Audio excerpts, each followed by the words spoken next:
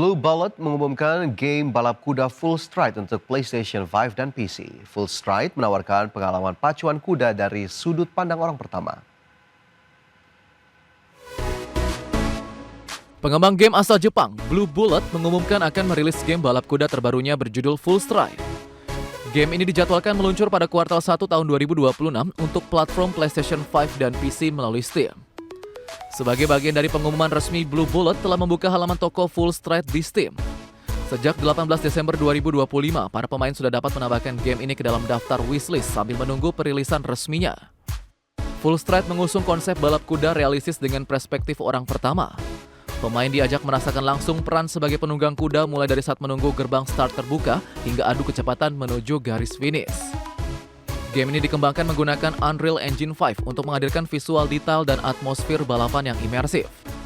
Trailer terbaru menampilkan berbagai momen krusial dalam balapan yang menentukan strategi dan kemenangan pemain. Blue Bullet menegaskan Full Stride dirancang bukan sekedar game balap melainkan pengalaman autentik dengan tekanan psikologis penunggang kuda. Hingga saat ini, harga game belum diungkap dan pengembang mengajak pemain untuk menunggu peluncuran resmi pada tahun depan. Berbagai sumber IDX Channel. Pemirsa, PT Buma International Group Tbk melalui anak usahanya di Australia mendapatkan perpanjangan kontrak jangka panjang dari Whitehaven Coal. Nilai kontrak pengelolaan tambang Blackwater ini mencapai 740 juta dolar Australia hingga tahun 2030. PT Buma International Group Tbk atau DOIT melalui entitas usahanya Buma Australia Pty Ltd resmi memperoleh perpanjangan kontrak dari Whitehaven Coal Mining Ltd. Kontrak ini terkait pengelolaan tambang batu bara metalurgi open cut Blackwater, salah satu tambang terbesar di Australia. Buma Australia mendapatkan perpanjangan kontrak selama 5 tahun hingga Juni 2030. Nilai kontrak mencapai 740 juta dolar Australia atau setara 8,2 triliun rupiah dengan rata-rata pendapatan sekitar 1,6 triliun rupiah per tahun. CEO Buma Australia, Johan Bellot menyatakan perpanjangan ini mencerminkan tingkat kepercayaan tinggi dari Whitehaven terhadap kinerja Buma. Menurutnya, pemahaman mendalam terhadap kondisi lokasi tambang serta dukungan tim lokal yang kuat memungkinkan operasi berjalan aman, efisien, dan produktif. Tambang Blackwater berlokasi sekitar 20 km di selatan kota Blackwater dan memiliki panjang area tambang mencapai 80 km. Buma Australia telah menyediakan layanan pertambangan di lokasi ini sejak 2012 dan saat ini mempekerjakan sekitar 390 karyawan dengan dukungan teknologi pemantauan dan standar keselamatan tinggi. Direktur Buma International Group Iwan Fuad Salim menyebut perpanjangan kontrak ini akan memperkuat portofolio operasi Tier 1 serta meningkatkan visibilitas pendapatan dan stabilitas arus kas grup. Selain aspek operasional, Buma Australia juga terus menciptakan nilai sosial melalui penyerapan tenaga kerja, pengembangan keterampilan, dan dukungan bagi masyarakat lokal di Central Queensland. Tim Liputan IDX Channel. PT Bintang Samudra Mandiri Lines Tbk bersiap menjual 5 unit kapal senilai 60 miliar rupiah. Divestasi aset ini dilakukan untuk melunasi kewajiban perseroan kepada Bank Mandiri. PT Bintang Samudra Mandiri Lines Tbk atau BSML akan melakukan penjualan aset produktif berupa 5 unit kapal. Langkah ini dilakukan sebagai bagian dari strategi pelunasan utang perseroan kepada PT Bank Mandiri Persero Tbk. Penjualan aset tersebut telah mendapatkan persetujuan pemegang saham melalui rapat umum pemegang saham luar biasa. RUPSLB dilaksanakan pada Rabu 17 Desember 2025 dan menyetujui divestasi aset sebagai langkah penyehatan keuangan perseroan. Kapal yang akan dijual terdiri dari 3 unit kapal tunda dengan kapasitas 2.000 horsepower serta 2 unit kapal tongkang berkapasitas 300 feet.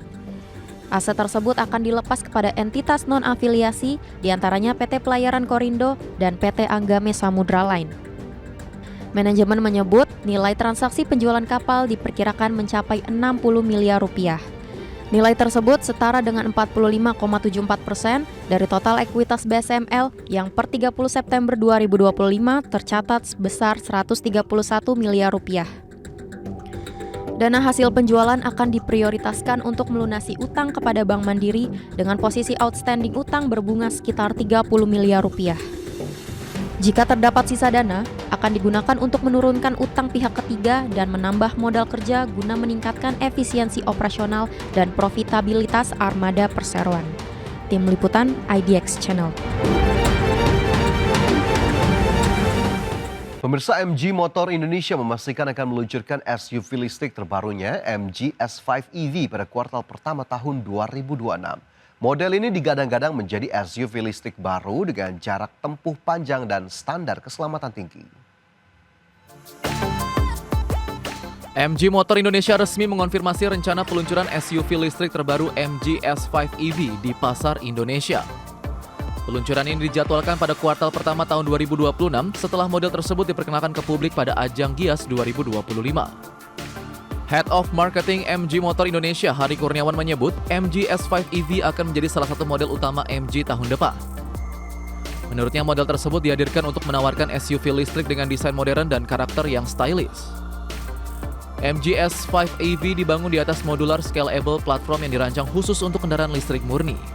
SUV ini dibekali baterai dengan kemampuan menempuh jarak lebih dari 500 km berdasarkan standar NEDC serta menawarkan kenyamanan dan keamanan berkendara yang maksimal.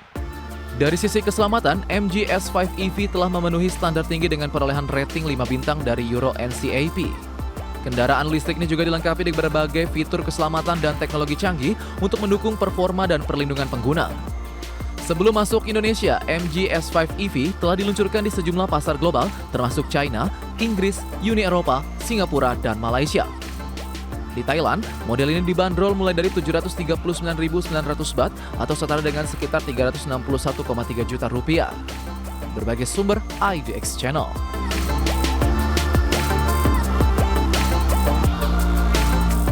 Sony dan Honda membawa fitur PlayStation ke dalam mobil listrik Avila. Melalui PlayStation 5 Remote Play, penumpang kini bisa bermain game langsung dari layar mobil.